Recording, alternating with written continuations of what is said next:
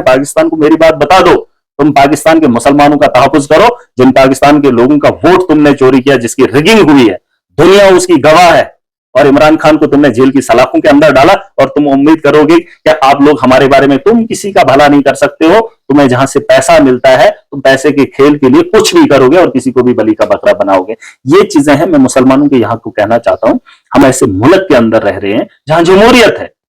पाकिस्तान के अंदर कुछ भी नहीं है, कुछ भी नहीं है, और कोई भी ख्वाहिश नहीं करेगा, और मुझे नहीं लगता है कि लोगों को उसकी ख्वाहिश करनी। हमारे पास क्या कमी है, मुझे बताओ ना, हमारे इस मुल्क के अंदर क्या कमी है? हाँ, एक चीज है जो नफरत है, उसके अलावा दुनिया का सबसे बेहतरीन मुल्क हमारा है, दुनिया का। अमेरिका ऐसा नहीं है, चाइना ऐसा नहीं है, रूस ऐसा नहीं है, कोई भी मुल्क ऐसा नहीं है जैसा हमारा है। और अब बहुत अच्छा है, जमहूरियत है, जमहूरियत के अंदर हर धर्म को अधिकार है, इससे बड़ा अधिकार तो हमने कहीं देखा नहीं। मैं यही कहना चाहता हूं कि उन लोगों को समझ आ जानी चाहिए, तुम्हारा अब ये पासा नहीं चलेगा, तुम्हारी ये सोच यहां अब नहीं पनपेगी, क्योंकि लोग अब समझदार हो गए, तुम्हारी हरकतों को जान गए हैं। और आखिरी बार बता रहा हूं कि तुम अपने घर का ख्याल करो, हमारे बारे में मत सोचो, हम सक्षम हैं। मैंने असेंबली के अंदर जब बात रखी थी, मैंने ये कहा था कि अगर मेरे जैसा आदमी इस देश के अंदर बोलने का अधिकार रखता है और ऐवान में जाने का हक रखता है, इससे बढ़कर मुझे क्या चाहिए? एक आम आदमी। इससे बढ़कर इस देश से क्या उम्मीद करोगे आप? और इस देश की मिट्टी के लिए मुझे लगता है अब इसके लिए खड़ा होना पड़ेगा, और पूरी ताकत के साथ। जो ये गंदी सोच रखते हैं उनको भी समझना पड़ेगा, तुम्हारी गंदी सोच से लाखों करोड़ों लोग जो है आपकी जद में आकर उनको भी हकारत की निगाह से देखा जाता है। और पाकिस्तान सुन ले, या अपने हरबे अगर करने हैं तो जितनी ताकत तुम लगा रहे हो ना इधर, उतनी ताकत अपने मुल्क के अंदर लगाओ, ताकि तुम्हारा मुल्क बेहतर बने। वहां रोटी खाने के लिए परेशान लोग, वहां खाना नहीं वक्त पे मिलता है, रोजगार नहीं मिलता है, और हमारे मुल्क के लोगों के बारे में सोचने की बात करते हैं, वो हमारे बारे में नहीं सोच सकते। मैं सब जिस तरह से पाकिस्तान ने शेलिंग की, और शेलिंग करने के बाद पंच के अंदर लगभग 15 लोगों की जानें चली गई, बेकसूर मासूम बच्चों की जानें चली गई, उसके साथ साथ 3 दर्जन से ज्यादा लोग जो है जख्मी है। लेकिन उसी बीच में जो है नेशनल मीडिया की अगर मैं बात करूं तो उस चीज को दिखाया नहीं जा रहा है, और वहीं से उन टीचर का फोटो उठाकर और उसे ये बता रहे हैं कि ये पीओके का दहशतगर्द था, और एक टीचर था जो पाकिस्तान की शेलिंग से मरा है, जो शहीद हुआ है। तो आप क्या समझते हैं इस चीज? देखिए, मैं आपको एक ही चीज बताऊंगा, मैं तो फिलहाल खबरें देख नहीं रहा हूं, क्योंकि मैं नहीं देखना चाहता हूं क्या है क्या नहीं है।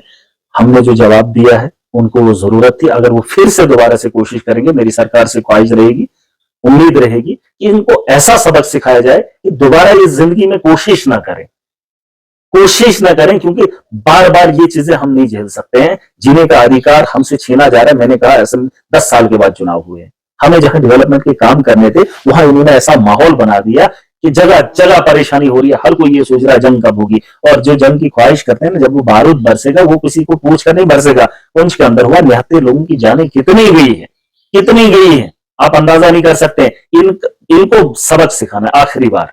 मैं कह रहा हूं, अगर इनने फिर से गलती की, फिर से कोई गलती की, अभी तो बात खत्म हो गई आपकी, आपने जो किया उसका जवाब आपको मिल गया, इतना हक हमारा था, हमने आपको जवाब दिया। अगर फिर से गलती करोगे, फिर से कोई हमला होगा, तो यकीनन मुझे लगता है कि फिर पूरी ताकत से जवाब देना होगा, और ऐसा जवाब कि जिंदगी भर उसे भूला ना जाए। और अगर पाकिस्तान को थोड़ी बहुत शर्म होगी, हमारे बारे में सोचना बंद कर दो, हम अपना मुस्तकबिल खुद देखेंगे, और हम सक्षम हैं। हमने इस मुल्क को खुद चुना है, और इस मुल्क के बका के लिए हम खुद आगे खड़े हैं।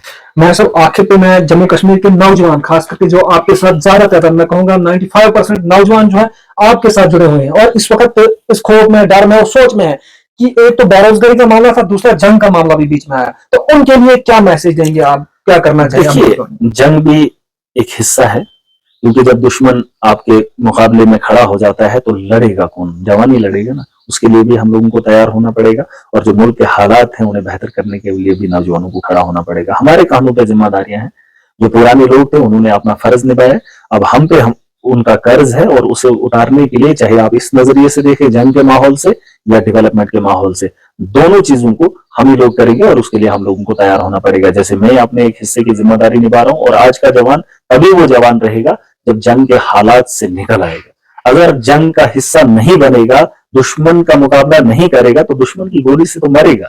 हमें हर चीज पे, हर महाज पे खड़ा रहना पड़ेगा, अपने मुल्क की बका के लिए हमें आगे खड़ा होना पड़ेगा। और नौजवानों को मैं बताना चाहूंगा, इस मुल्क में शांति तभी होगी, डेवलपमेंट तभी होगी जब हम दुश्मन का मुकाबला कर पाएंगे।